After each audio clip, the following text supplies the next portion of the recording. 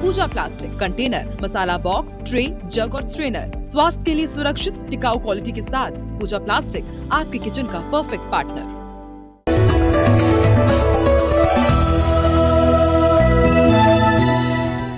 नमस्कार, मैं हूं आपके साथ शुभांगी ठाकुर और आप देख रहे हैं हमारा विशेष कार्यक्रम सितारे हमारे। आप सभी दर्शकों का इस कार्यक्रम में बहुत स्वागत है। आज हम बात करेंगे आने वाले सप्ताह में व्रत त्योहार की, साथ ही आपका राशिफल भी बताएंगे और यह जानने की कोशिश करेंगे कि किस प्रकार आने वाला सप्ताह आपके लिए, हमारे देश के लिए कैसा रहने वाला है।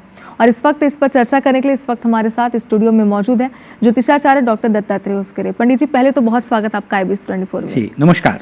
पंडित जी, जरा सबसे पहले ये बताइए दर्शकों को कि इस सप्ताह कौन कौन से महत्वपूर्ण व्रत और त्योहार आने वाले हैं। जी, सबसे महत्वपूर्ण पर्व तो जैसा कि हम सभी जानते हैं कि अभी छठ तो चल ही रहा है।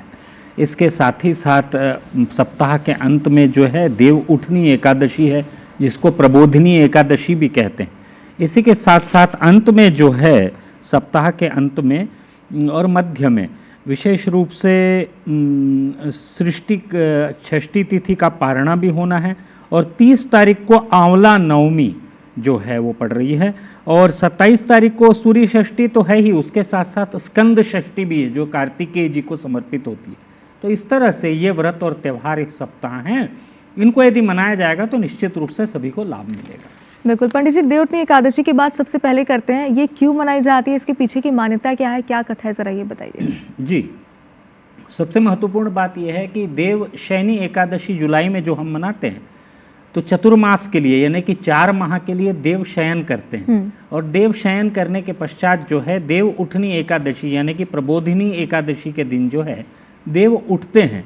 और देव जब उठते हैं तो इसी दिन जो है देव उठने की प्रक्रिया उत्तिष्ठ उत्तिष्ठ गोविंद उत्तिष्ठ गरुड़ध्वजा ऐसा कहते हुए भगवान विष्णु को उठाया जाता है। उठाने के पश्चात जो है पूजा इत्यादि संपन्न होती है। इसी के साथ साथ तुलसी की भी पूजा होती है। तो विशेष रूप से ये जो तुलसी पूजा है और देव उठनी एकादशी है, दोनों को लगभग एक ही दिन हम मनाते हैं। वो विशेष इसका आयोजन होता है, तुलसी पूजा इत्यादि होती है। इसके पीछे जहाँ तक मान्यताओं की यदि मैं बात करूँ तो विशेष मान्यता जो है वो एक कथा से जुड़ी हुई है कि एक जालंधर नाम के राक्षस हैं, उनकी पत्नी हैं। उनकी पत्नी जो है पतिव्रता है और बहुत पूजा पाठ करती हैं और उसी पूजा पाठ के कारण वो जो जालंधर राक्षस हैं वो तीनों लोक पे आधिपत्य करने की ओर आगे बढ़ रहे हैं। समस्त देवता जो है मिलकर ये चिंता जाहिर करते हैं कि यदि असुरों का शासन आ जाएगा तो उसके बाद तो त्राहिमाम त्राहिमाम हो जाएगा।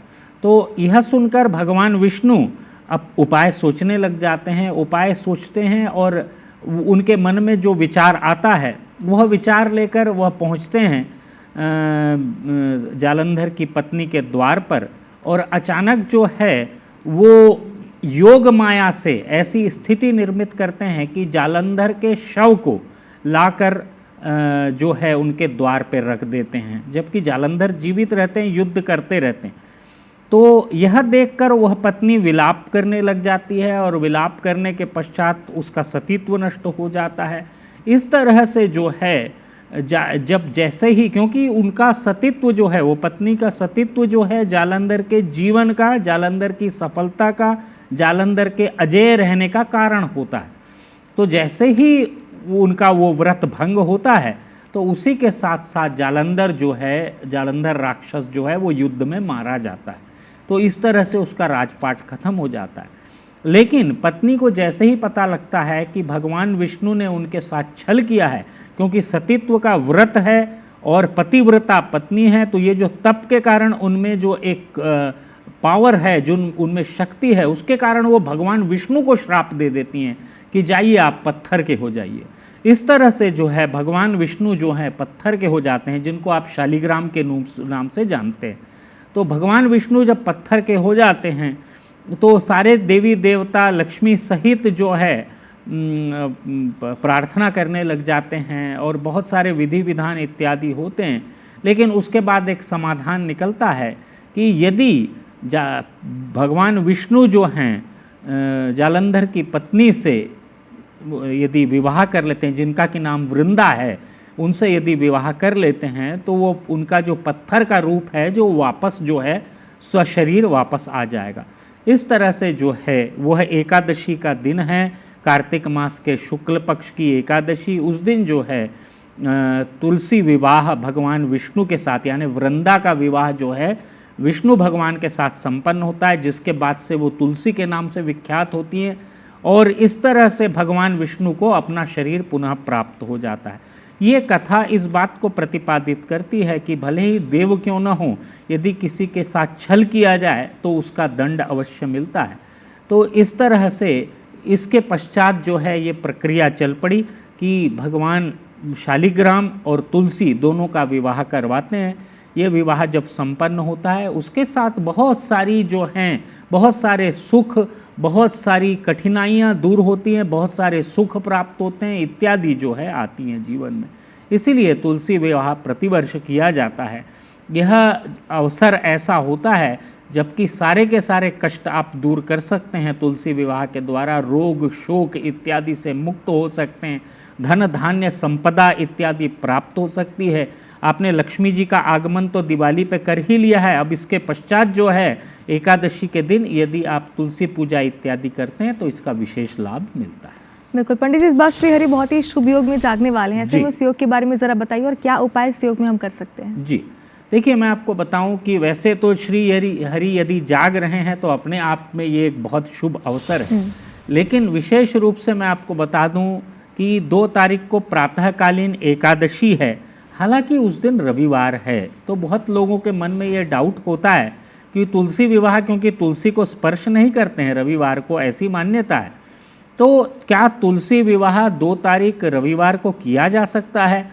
तो मेरा निवेदन ये रहेगा, क्योंकि शनिवार को उदया तिथि यानी कि 1 तारीख को उदया तिथि जो है वो नहीं है, एकादशी नहीं है, दशमी है उदया तिथि, लेकिन सायंकालीन एकादशी है। इसलिए आप चाहें तो शनिवार को सायंकाल को तुलसी का पूजन आप करके रख लें, उसके पश्चात जो है वो भी विधि विधान है वो 2 तारीख को संपन्न कर लें, क्योंकि 2 तारीख को 1 घटी यानी कि 24 मिनट से ज़्यादा की एकादशी है, इसलिए 2 तारीख की ही एकादशी मानी जाएगी, 1 तारीख को एकादशी नहीं है।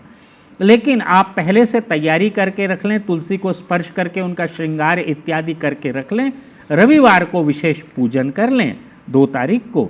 और इस दिन जो है पूर्वा भाद्रपद नक्षत्र है और बहुत सारे ग्रह जो हैं अपनी शुभ स्थिति में विराजमान हैं, और तो इसका लाभ विशेष रूप से होने वाला है। पूर्वा भाद्रपद नक्षत्र शुक्र प्रधान होने से धन धान्य वैभव और संपन्नता इत्यादि सभी कुछ प्राप्त होने का अवसर है। हालांकि भद्रा है, लेकिन भद्रा सुबह 7:31 तक है, तो उसके बाद तो इसका कोई दिक्कत नहीं है, भद्रा का कोई प्रभाव नहीं है। इसलिए आप जो भी पूजन है वो 7:31 प्रातः के पश्चात आप कर सकते हैं। और साथ ही साथ मेरा निवेदन ये रहेगा कि मंगल और शुक्र अपने अपने घर में और गुरु के उच्च के रहते यह पर्व मनाया जा रहा है, इसलिए यह विशेष है।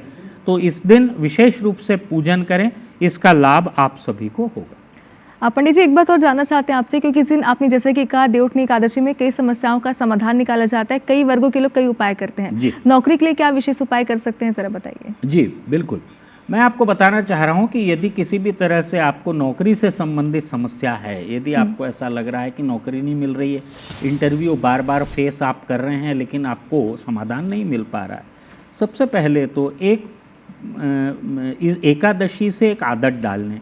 वो आदत आपको क्या डालना है? आपको नारायण नारायण नारायण नारायण ऐसा 4 बार उच्चारण करना है प्रत्येक पहर, मतलब हर 3 घंटे में आपको नारायण नारायण नारायण नारायण का 4 बार उच्चारण करना है। ये एक आदत डाल लीजिए एकादशी से, एकादशी के पश्चात प्रतिदिन इसको करना है। दूसरी चीज़, आपको विष्णु सहस्र नाम का पाठ करना है एकादशी के दिन। विशेष रूप से 2 घी का दीपक जला दें। विष्णु भगवान की प्रतिमा हो या फोटो हो या रामचंद्र जी की फोटो हो या कृष्ण भगवान की फोटो हो, सभी विष्णु भगवान हैं, इनका विशेष पूजन कर ले। हल्दी कुमकुम चंदन टीका इत्यादि सब लगाकर, रोली अक्षत जो भी आप चढ़ाना चाहें चढ़ाकर, 2 घी के दीपक जलाकर तुलसी इत्यादि समर्पित करते हुए पूजन कर दें। पूजन करने के उपरांत जो है भोग लगा दें और आरती कर लें। ओम जय जगदीश हरे ऐसा कहते हुए आरती कर लें। आरती करने के पश्चात ये जो प्रक्रिया जब संपन्न हो जाए तो उसके पश्चात विष्णु सहस्रनाम का पाठ कर लें। यदि आपसे पाठ करते नहीं बनता है तो रिकॉर्डिंग यदि आपके पास उपलब्ध हो तो उसको लगा कर रख लें। ये यदि आप प्रक्रिया को करते चलेंगे और इसके पश्चात प्रत्येक गुरुवार को यदि इस क्रिया को करते चलेंगे, आप देखेंगे कि आपको 1 संवत्सर यानी कि 1 वर्ष के अंदर जो है आपको बहुत अच्छी जॉब मिलने की संभावनाएं प्रबल हो जाएंगी। पंडित जी, तुलसी विवाह का दिन है, खासतौर पर विवाह में जो बाधाएं आ रही है उसे दूर करने के लिए क्या उपाय किया जा सकता है? जी देखिए, जैसे कि यदि विवाह में बाधाएं आ रही हैं तो विवाह में यदि बाधा आ रही है तो मेरा विशेष रूप से निवेदन रहेगा कि आप जो है तुलसी विवाह के पश्चात, तुलसी विवाह इस दिन करेंगे, तुलसी विवाह के पश्चात जो है तुलसी जी के जो नाम हैं 8 नाम, उनका उच्चारण करना प्रारंभ करें। ये प्रतिदिन इस प्रक्रिया को करें। उच्चारण कैसे होगा मैं आपको बता देता हूँ। वृंदा वृंदावनी विश्व पूजिता विश्व पावनी पुष्पसारा नंदिनी च तुलसी कृष्ण जीविनी, ये 8 नाम हैं। इनका उच्चारण आपको लगातार करना है। यदि ये उच्चारण आप करना प्रारंभ करेंगे प्रतिदिन, कम से कम आप इसका 108 माला जाप कर लें या फिर 20 मिनट कर लें। लड़का हो या लड़की हो, जिनकी भी शादी नहीं हो पा रही है, 1 संवत्सर यानी कि 1 वर्ष लगातार इस मंत्र का जाप करने से विवाह का मार्ग प्रशस्त होगा।